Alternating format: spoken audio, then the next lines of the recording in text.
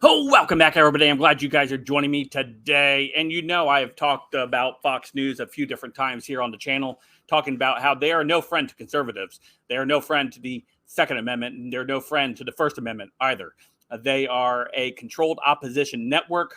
For the most part, I don't believe any of their personalities or even news anchors are on the side of Americans. And I made that pretty clear in most of my videos I've talking about this issue with them.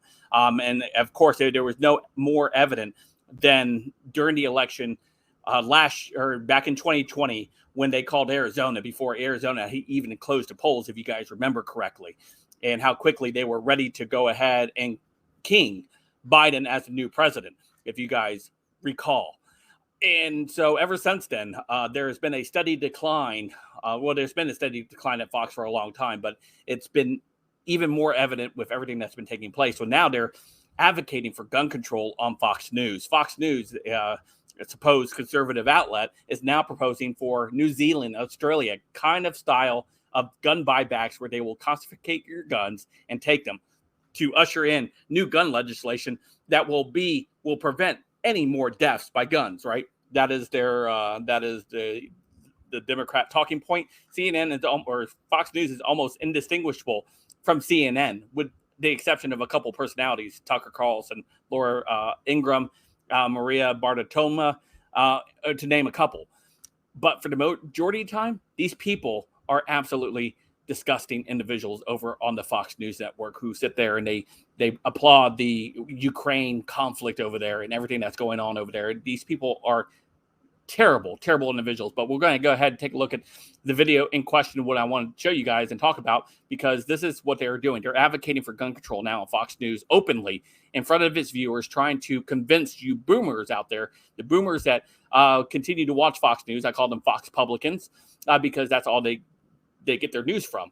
And so therefore, they're hoping to sway their opinion on owning firearms and owning weapons that are enshrined to us in the Second Amendment. So before we dive into today's topic, don't forget to hit that like button, subscribe button. If this is your first time here, thank you for joining me. Allow me to share with you some info that you can hopefully share with your friends and family. Smash that like button, see if we can't get it to 1,500 likes. And if you like what I do here, you like the stories I cover, or if you just want to help keep the lights on, smash that super thanks button.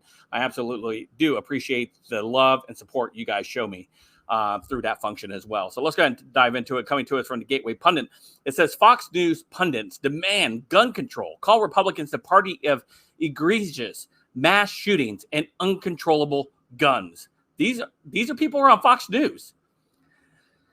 So here, Fox News pundits Arthur Neville and Judy Miller took to the airwaves to trash Republicans and call for gun control on Sunday evening. Miller referred to Republicans as the party of egregious mass shootings and uncontrollable guns. While discussions of the Uvalde shooting, Neville asked Miller if she thought this would be the time to be different and that gun control legislation would be enacted.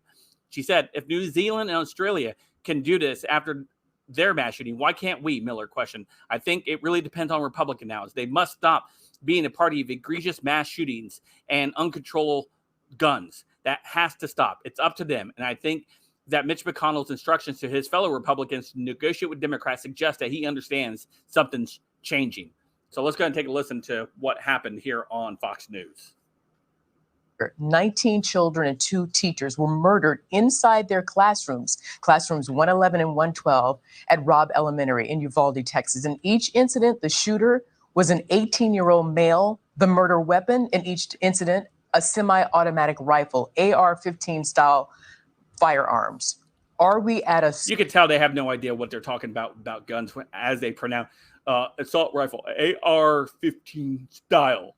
Shut up. Social change tipping point, because that is what it's going to take for lawmakers to pay attention when the people speak and speak loudly. Well, as someone who's been embedded with the U.S. military many times and has seen these weapons in action, I believe firmly that they should be no place on American streets. I would love to have military weapons. Wouldn't that be nice? But we don't have military weapons on the streets, you idiot. You don't. The military does not rush into combat situations wielding an AR-15. They have M4s and other types of weapons that they utilize in the military, not AR-15s. We progress.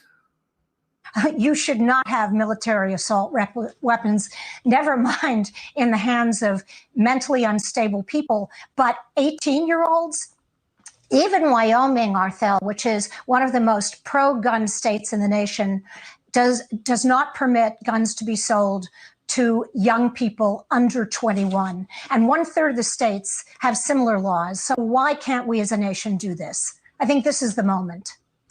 Let me play some sound from former President Trump at the NRA convention in Houston, Texas, which happened 4 days after those babies and their teachers were killed at the school in Uvalde. Let's listen.